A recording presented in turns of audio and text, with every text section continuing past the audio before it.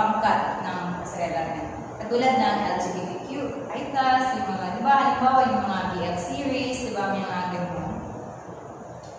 Okay, so, naunawaan lang po ba ang mga uri ng novela class? Opo. Okay, mabuti naman dahil naunawaan ninyo ang mga uri ng novela. Ngayon ay mayroon tayong bisita ngayon. Kilala niyo ba ito, class? Hindi Sino po. kaya ito?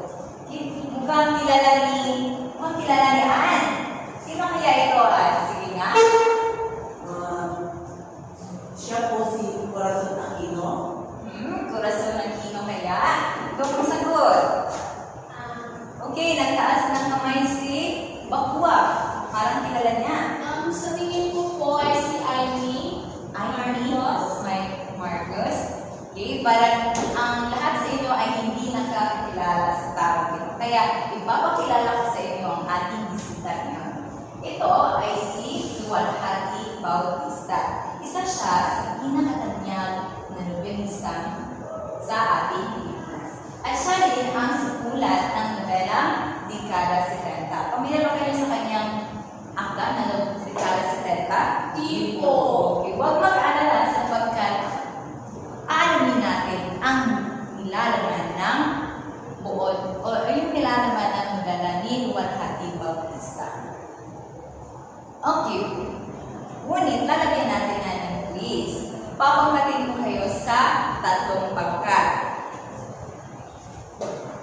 Ngayon ay, okay, hatiin ko ang klase. So, sa ang magiging unang pangkat ay ang nasa unang hanay, at ang pangalawang pangkat ay nasa ikalawang hanay, at ang panghuling pangkat ay sa pangatlong hanay. Okay, maliwanag po ba? Opo. Okay, ngayon ay basahin ninyo ang panuto ng ating gawain ngayon. Tanuto. Kumuha ng isang buong papel at tukuyin ang nobela ng 70. Dekada 70 ni Luwalhati Bautista kung ano ang layunin nito at ang mga uri nito. Okay, so bibigyan ko kayo ng kopya o babasahin ng buod na akda ni Luwalhati Bautista na Dekada 70. Kaya nais kong basahin ninyo ito ng mabuti, unawain at magtulungan ang lahat para makasagot. Okay? Maliwanag po ba? Opo. Okay, bibigyan ko lang kayo ng 10 minuto upang makapag-isip-isip at makapag-isip ng inyong mga sagot. Okay? Okay. So ito, pakipasa na lang. Isang papel, bawat pangkat lamang po. Okay, ang inyong oras ay magsisimulan.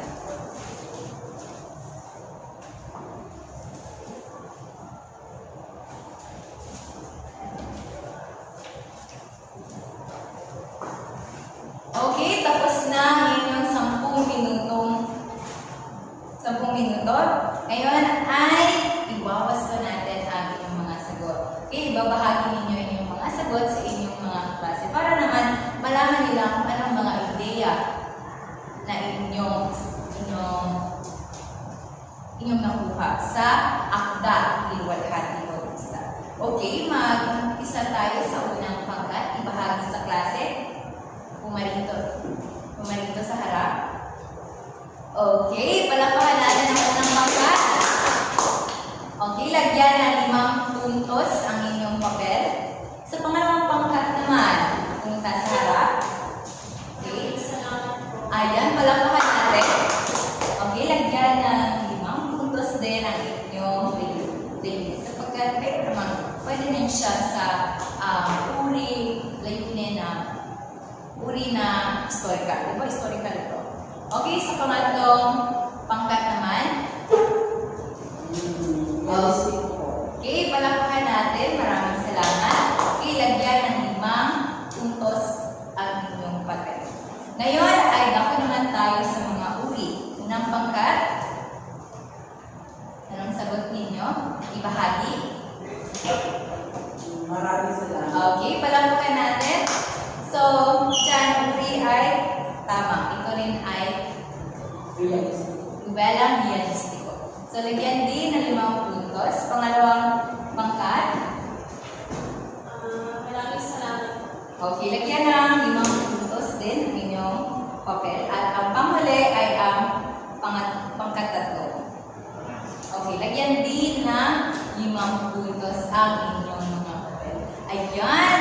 Nagagalak ako na nasagutan talaga ninyo ang layunin at ang uri ng dekada sa Tanin Bahati. Kaya palapakan ninyo mga sarili sapagkat nakikita ko nagtulungan talaga ang isa at nagkaisa. Ngayon naman ay alam ko na natitiyak ko na kaya pa ninyo ang isa pang pangkatang gawain natin. At ito ay pinamagatang gawain ko, gawin mo. So dito class ay hahatiin ko na naman kayo sa 5 pangkat. 5 pangkat. Ngayon ay magbilang ng 1 hanggang 5 mula sa likod. Okay. Ngayon ay pumunta sa inyong mga kapangkat. Okay. Sa pagbilang ko ng 5, dapat makapunta na kayo sa inyong mga kapangkat. 1, 2, 3, 4, 5. Okay. Yan. Ngayon ay ilalahad ko muna ang panuto. So, ang gagawin ninyo ay gawain ko, gawain mo. So, mayroon ako dito mga sobre na kung saan ipili kayo ng isang representante sa inyong pangkat upang bumunot dito sa harap. At nasa loob ng sobre ang inyong magiging gawain. Naliwanag po ba? Opo. Okay. Pumunta na sa harap ang mga representante ng bawat pangkat.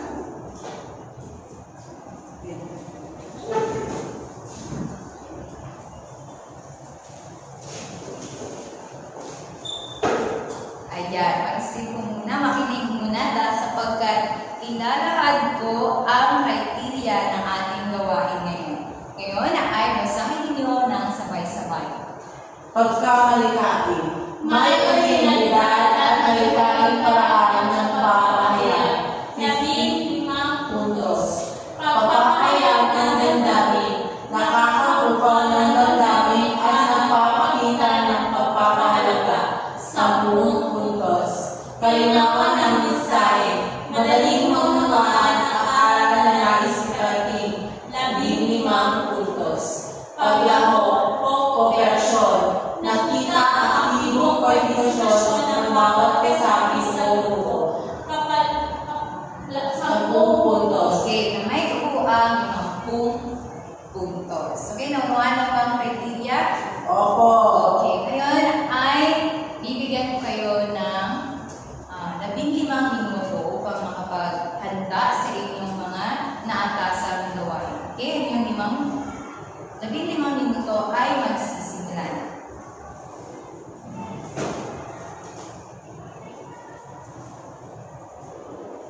Okay, tapos na ang inyong 15 minuto.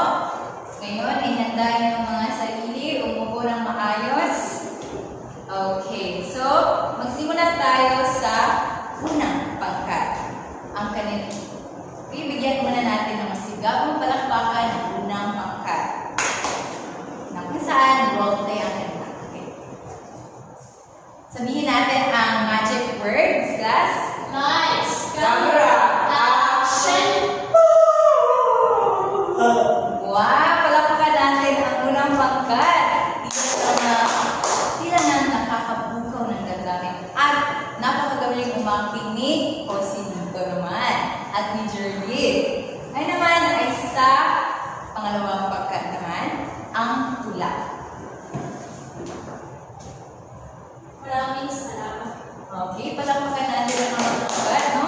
Magandang pagkakagawa ng kanilang tula at malalalim at gumamit ng mga matataling hanggang salita. Sa pangatlong pangkat naman, okay, awit.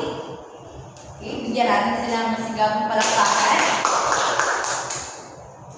Okay, maraming salamat. No? Tunay ka naman mayroong pagkakaisa ang mga boses nila. No? Paano kaya nila hindi na nag-acapella sila eh. Diba? So, yan, palakpakan natin sila. Ay naman sa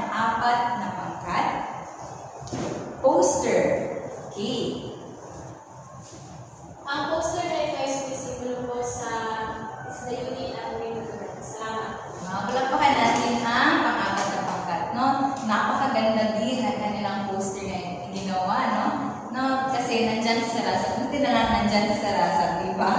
Kasi, baka, pero alam ko naman na kaya mo. Yan.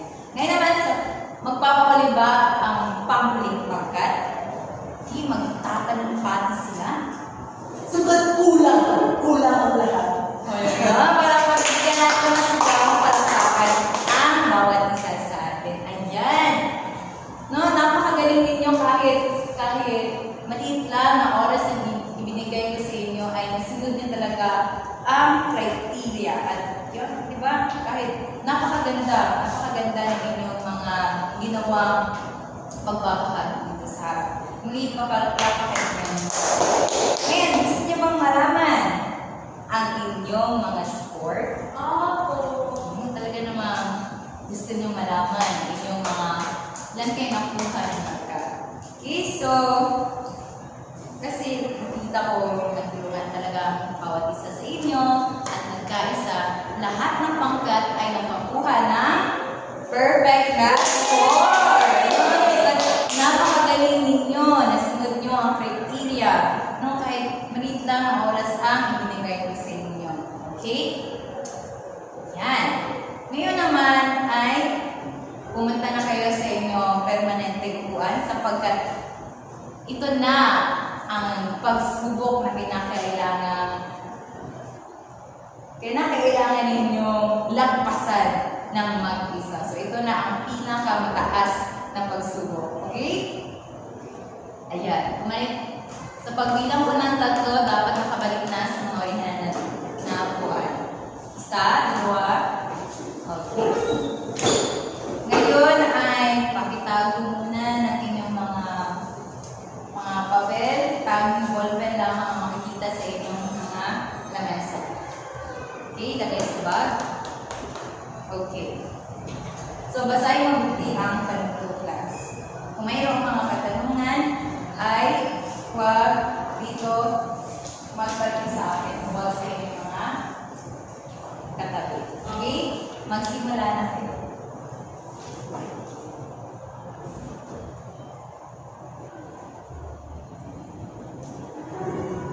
Tapos, tignan sariling papel.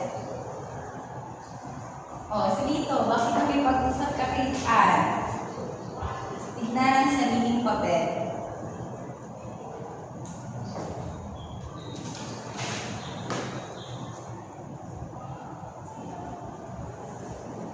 Okay, isang minuto na lamang.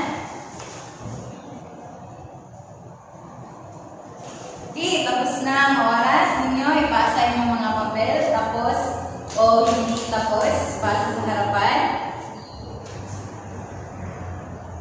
Pasa na. Okay. Lahat ba ay nakapasa na ng kanilang mga papel? Opo. Okay, mabuti kung gano'n. Ngayon naman ay iwawas na natin ito sa susunod nating pagkikita sapagkat kinakapos na tayo sa oras. Okay lang po ba, class? Opo. Okay, iwawas na natin ito. Huwag mag-alala. Ngayon naman ay para sa aralin. Ito naman ay paglalakad na naman, pagpapahalaga. Para sa aralin, nagustuhan niyo ba ang aralin na ating tinanakay patungkol sa layunin at uri class? Opo. Okay, mabuti naman po ngayon. Nasayahan ba kayo sa mga gawain ginawa natin ngayon? Opo. Okay, very good. At naignan niyo ba ang mga aralin na ito sa tunay na pangyayari sa lipunan? Opo. Okay, mabuti naman po ngayon. No, natutuwa ako na masaya kayo at nagustuhan niyo ang ating talakayan ngayon. Ngayon ay dahil wala na talaga tayong oras, ay pakikunan na lang ng larawan ang takdang aralin at isend sa GC ninyo. Isend ni Ana lamang para makita ng iba. Okay. Ayan, so dito na lamang natatapos ang ating talakayan. Paalam.